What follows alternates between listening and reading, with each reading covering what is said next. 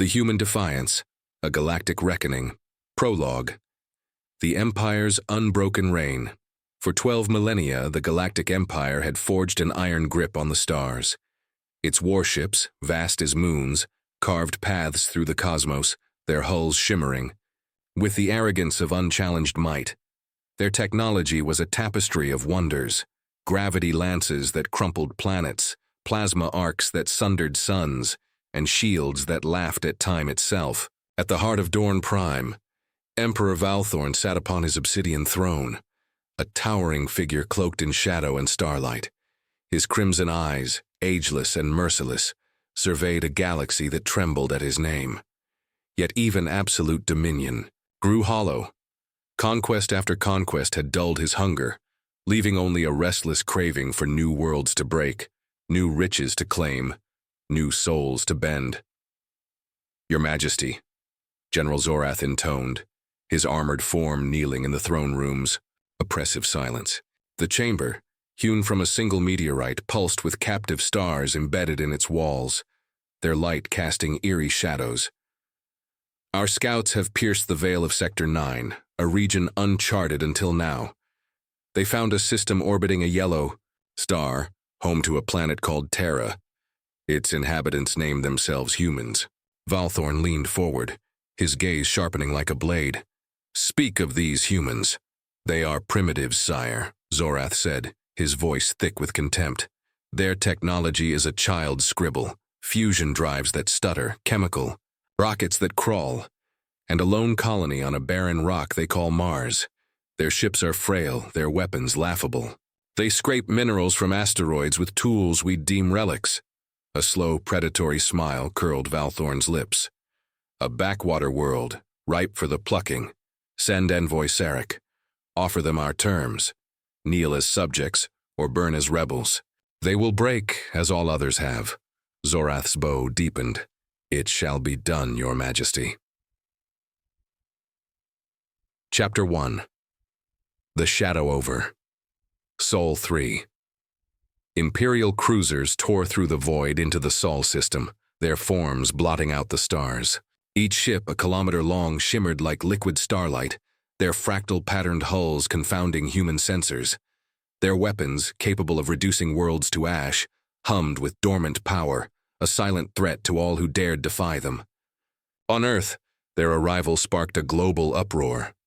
In Geneva, the Global Security Council convened in a fortified bunker, its walls alive with screens displaying the alien fleet. Defense Minister Elena Alvarez, a grizzled veteran of Earth's last Great War, pointed at the holographic projection. "They're holding position beyond Luna's orbit, just sitting there. No movement, no aggression. But they've sent a message requesting a parley." President Mei Quan, her face a mask of resolve, surveyed the room. Leaders from every nation sat shoulder to shoulder, their old rivalries buried under the weight of this moment. "This is humanity's first contact with extraterrestrial life," she said, her voice steady. "We must show unity, strength, and wisdom. Fear cannot guide us, nor can recklessness." After hours of debate, Captain Elena Voss was chosen to represent Earth. A decorated commander with a reputation for unshakable calm, Voss had navigated asteroid fields and pirate ambushes with surgical precision in Earth's fledgling space fleet.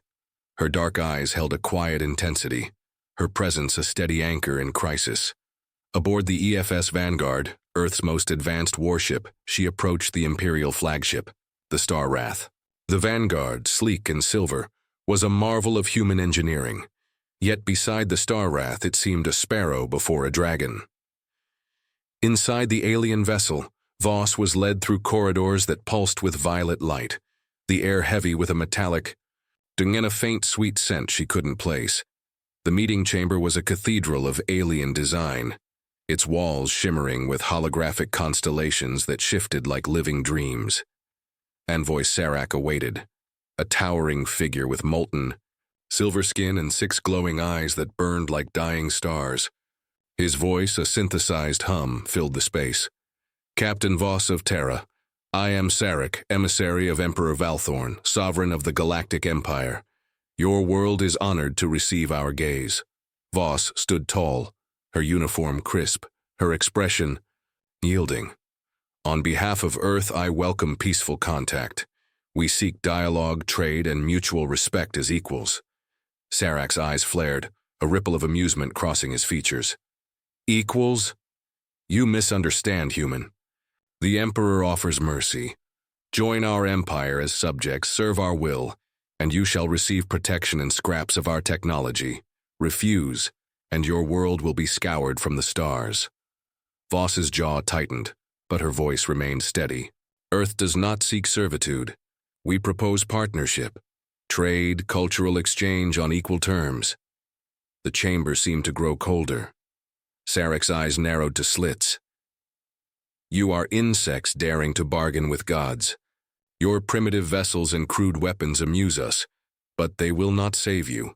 Accept our terms or witness your insignificance. I have no authority to surrender Earth, Voss replied, her gaze locked on Sarak's. I'll convey your offer to our leaders, but I warn you, humans value freedom above all. We do not bow easily. Sarak's laughter was a low, grating rumble. Return to your dirt ball, Captain. Tell your leaders to choose wisely. The Empire does not ask twice. Chapter 2. The spark of war. Voss returned to Earth, her report igniting a firestorm. Nations rallied, their differences dissolving in the face of existential threat. The Global Security Council debated furiously. Some urged caution, fearing annihilation. Others demanded defiance, unwilling to trade freedom for survival. But the Empire did not wait for an answer. 2 days later, a single Imperial cruiser broke formation, gliding toward Elysium Station, a research outpost in the asteroid belt.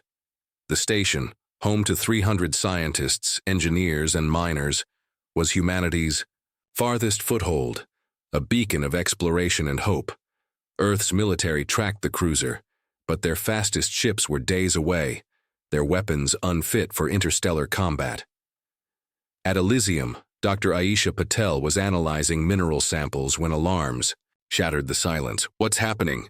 She demanded, rushing to the control room. Station Director Javier Ruiz, his face ashen, pointed at the main screen. The Imperial cruiser loomed, its hull a wall of liquid light. They're not responding to our hails. We've sent 3 messages. Nothing. Try. Again, Patel urged, her heart pounding. The communications officer's voice trembled. Approaching vessel, this is Elysium Station, an unarmed research facility. Please state your intentions. Silence answered. Then a lance of blinding energy erupted from the cruiser. The beam struck Elysium, and the station glowed briefly before disintegrating. Metal vaporized, air vented, and 300 lives ended in a heartbeat. Earth watched in horror as their dream of the stars turned to ash. In Geneva, the war room erupted. This is an act of war, General Hiroshi Tanaka roared, slamming his fist on the table. They murdered our people to send a message. President, Kwan's voice cut through the chaos. We cannot match their technology, not yet. But surrender is not an option. They killed 300 of our own to intimidate us. If we yield now, we'll never be free. Voss, still shaken from her encounter with Sarak, spoke up. The envoy was arrogant, certain we'd crumble. They don't expect resistance. That's our advantage. Kwan nodded, her eyes blazing with determination. Then we show them humanity's strength. As of today, Earth is one. Every nation, every resource, every mind, united. The Earth Defense Coalition was formed, a global alliance pooling military, scientific, and industrial might. In secret facilities, beneath oceans, within mountains, on orbital platforms, humanity's brightest minds worked tirelessly. They analyzed scans of the Imperial ships, dissected debris from Elysium, and uncovered vulnerabilities, predictable shield harmonics, centralized control systems, and a reliance on standardized designs that left little room for adaptation. Dr. Sophia Li, a brilliant engineer from Shanghai, led the effort to reverse engineer Imperial technology. Her team discovered that the alien shields operated on fixed frequencies, easily disrupted with targeted pulses. Their propulsion systems, while advanced, relied on centralized reactors that could be overloaded. Most crucially, their uniformity, the hallmark of their strength, was their greatest weakness.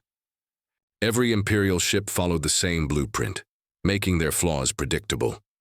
"We don't need to match their power," Lee told her team, her voice fierce. "We need to outthink them. They're a monolith. We're a mosaic." Chapter 3. The Forge of Defiance. 9 months passed, each day a race against time. The Imperial fleet remained in orbit, their messages growing more threatening. Sarek's voice haunted Earth's airwaves. "Submit or face obliteration." But humanity did not submit, they built. In a subterranean complex beneath the Atlantic, Admiral Marcus Kane stood before humanity's defiance incarnate. The Eclipse. The warship was a stark departure from Earth's sleek designs. Its jagged obsidian hull absorbed light, its surface a chaotic blend of angles and protrusions that baffled sensors. Triple redundant systems ensured it could endure catastrophic damage, while its weapons, kinetic railguns, disruptor pulses, and gravitic mines, were tailored to exploit Imperial weaknesses.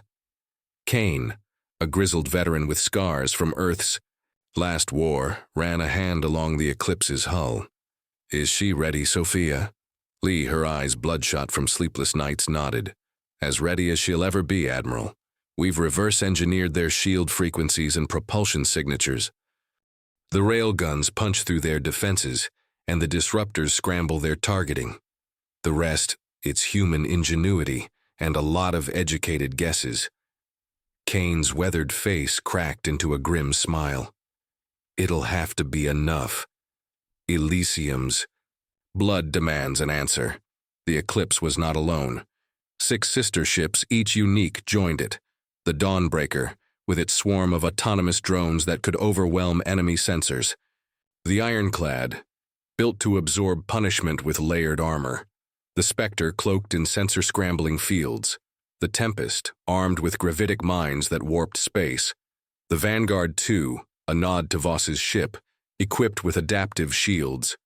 And the Revenant, designed for hit-and-run strikes. Where the Empire favored uniformity, Earth embraced chaos, each ship a reflection of humanity's diverse ingenuity. On the eve of the mission, Kane gathered the fleet's commanders in the bunker. Voss, now promoted to captain of the Eclipse, stood among them, her presence a quiet fire. "The Empire thinks us weak," Kane said, his voice low but resonant. "They think we'll break, but they don't know us. We've fought wars, survived, disasters, and rebuilt from ashes. Tomorrow we show them what humanity is made of." The room erupted in cheers, a defiant roar that echoed through the bunker. For the first time since Elysium, hope burned brighter than fear. Chapter 4. The Battle of Sol. The Imperial fleet, now 5 cruisers strong, orbited Mars, their sensors sweeping the system. Commander Thalor, aboard the flagship Star Wrath, sneered at the reports. 7 human ships. They dare challenge us with a handful of toys. Obliterate them. The Eclipse and its fleet rose from Earth, their dark forms cutting through the void. As the Imperial cruisers opened fire, the human ships scattered, moving with an agility that defied physics. The Eclipse danced through barrages, its hull shrugging, off hits that should have torn it apart. Its railguns fired, punching through Imperial shields with precision, while disruptor pulses scrambled their targeting systems. On the Star Wrath, Thalor's confidence wavered. "Their ships are adapting," an officer stammered. "Our sensors can't lock on. Their designs are too erratic." The Dawnbreaker unleashed its drones, a swarm that overwhelmed the cruiser's point defense systems. The Ironclad soaked, up enemy fire, its armor glowing red but holding firm. The Spectre slipped through the chaos, its cloaking field rendering it a ghost until it struck, disabling a cruiser's engines with a pinpoint gravitic mine. The Tempest warped space around. Another cruiser, throwing its shots off course. The Vanguard 2 and Revenant flanked the enemy, their combined fire crippling a third ship. The Eclipse closed on the Star Wrath, deploying grappling arrays that pierced the cruiser's shields. Nanite-infused tendrils burrowed into the ship's systems, shutting down weapons, engines, and communications. One by one, the other cruisers fell. Their systems fried, but their crews spared. Kane's face appeared on Thalor's screen, his voice calm but ironclad. "Commander, your fleet is neutralized. We could have destroyed you as you destroyed Elysium. Instead, we offer mercy. Deliver this to Valthorn. Earth will never kneel, leave our system, or face the consequences." Thalor, humiliated, could only nod. The human fleet withdrew, leaving the Imperial cruisers drifting, their pride shattered. On Earth, billions watched the battle unfold via satellite feeds, their cheers shaking cities from Beijing to Buenos Aires. Chapter 5. The Galactic Gambit. The defeat sent shockwaves through the Empire. In the Imperial Senate on Dorn Prime, envoy. Serac faced a furious council. "You called them primitives!" Senator Kryn bellowed, his forearms flailing. "Yet they crippled 5 cruisers without a single loss." Intelligence Officer Vren, a quiet analyst with a knack for uncomfortable truths, stepped forward. His pale, elongated form seemed out of place among the ornate senators, but his voice commanded attention. "Humans are an anomaly, senators. They evolved as persistence hunters, surviving through adaptability and endurance. Their history is a cycle of conflict and innovation. In 9 months, they built ships to counter our best. Give them a year, and they'll outmatch us." Vren activated a holographic display, showing Earth's fractured history. Wars, revolutions, technological leaps. Unlike us, humans never unified until threatened. Their nations competed, driving rapid advancements. When we attacked Elysium, we gave them a common enemy. They combined their diverse approaches: Chinese quantum computing, American materials science, Indian propulsion theory, African robotics. The result is a fleet unlike anything we've faced. Senator Kryn scoffed. "One lucky victory. We'll crush them with numbers." Vren's eyes narrowed. "Underestimate them, Senator, and we'll lose more than ships. They thrive when cornered." Emperor Valthorn, silent until now, summoned Earth's ambassador Lena Chen. She arrived. Aboard the Starbreaker, a human vessel that slipped past Imperial defenses like a ghost. In the throne room, Chen stood before Valthorn, her dark eyes unflinching. Her simple black uniform bore a single silver pin, a stylized Earth, defiant and proud. "Your ships humiliated my fleet," Valthorn said, his voice a low rumble. "How?" Chen's response was measured. "Your empire's strength is its uniformity, predictable, refined, but rigid. Humanity's strength is our diversity. Every nation, every mind brought something unique to our ships. We built them in months because your attack on Elysium left us no choice." Valthorn leaned forward, his crimson eyes narrowing. "And if I send 1,000 ships to crush your world," Chen didn't flinch, "you'd face 1,000 new ways we've prepared. But there's another path: peace, trade, cooperation, as equals." Valthorn's laughter was a cold, hollow sound. "Equals? You who barely crawled beyond your star? Prove your worth, human, or this audience is your last." Chen nodded, undaunted. "Look to your shipyards, Emperor. You'll see our proof." Chapter 6. The Stand at the Core A's. Chen spoke. 50 human ships materialized near the Empire's core. Shipyards in Sector Prime. Their sensors dark, their weapons silent. The fleet, led by the upgraded Eclipse, included new designs. The Aegis, with adaptive armor that shifted to counter incoming fire. The Nova, armed with a prototype plasma cannon. And the Phantom, capable of short-range subspace jumps. Each ship was a masterpiece of human ingenuity, built in secret over the past months. Admiral Kane's voice echoed across Imperial channels. "Emperor Valthorn, we come in peace, but we are ready for war. Our ships surround your shipyards, yet we hold fire. This is your chance to choose. Negotiate as equals or face a war you cannot win." On Dorn Prime, panic gripped the Imperial command. The shipyards, the heart of their military might, were vulnerable. Grand Admiral Thalor, recently demoted after his defeat, urged a counterattack. "We outnumber them 10 to 1, Majesty. Crush them now." Vren, standing at Valthorn's side, shook his head. Numbers mean nothing against their tactics. Their ships are built to counter ours. Disruptors for our shields, grapplers for our systems, drones for our defenses. Attack, and we risk losing the shipyards. Valthorn's gaze flickered to Chen, who stood calmly amid the chaos. You planned this, he said, not a question. Chen inclined her head. We hoped for peace, Emperor, but prepared for war. Our fleet will hold position for one standard day. Send your answer by then. The Senate erupted in shouts, but Valthorn raised a hand, silencing them. Return to your ship, Ambassador. You'll have my answer. Chapter 7. The Galactic Conquered. The day passed in tense silence. On Earth, billions held their breath, their fate hanging on Valthorn's decision. In the throne room, Vren presented his final analysis. The humans are not invincible, Majesty, but they are relentless. Their ships are diverse, their strategies unpredictable. A war would bleed us dry even if we won. Cooperation, however, could strengthen us both. Valthorn paced, his mind wrestling with a truth he loathed. The Empire, for all its might, had met its match. The humans' defiance was not just military, it was philosophical. They refused to be subjects, not out of arrogance, but out of a bone-deep belief in their own worth. At the 11th hour, Valthorn summoned Chen. Your terms, human, Chen's voice was steady. A galactic concord, equal status for all, sentient species, a council where every voice is heard, and an end to conquest. Earth remains independent and we share technology for mutual benefit. Valthorn's eyes burned, but he nodded. So be it. The Galactic Concord was signed on Dorn Prime, broadcast across the galaxy. Representatives from 50 species gathered, their banners a riot of color against the throne room's stark black. President Quan stood beside Valthorn, her presence a symbol of humanity's triumph.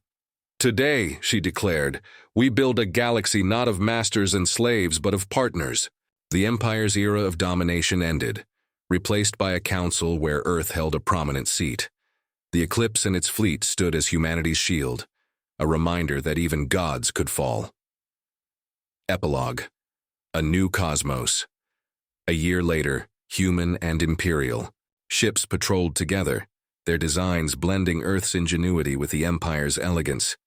The galaxy, once ruled by fear, thrived on collaboration. On a bustling spaceport on an imperial world, a young alien watched a human ship, the Dawnbreaker, dock, its angular form stark against the Empire's sleek designs.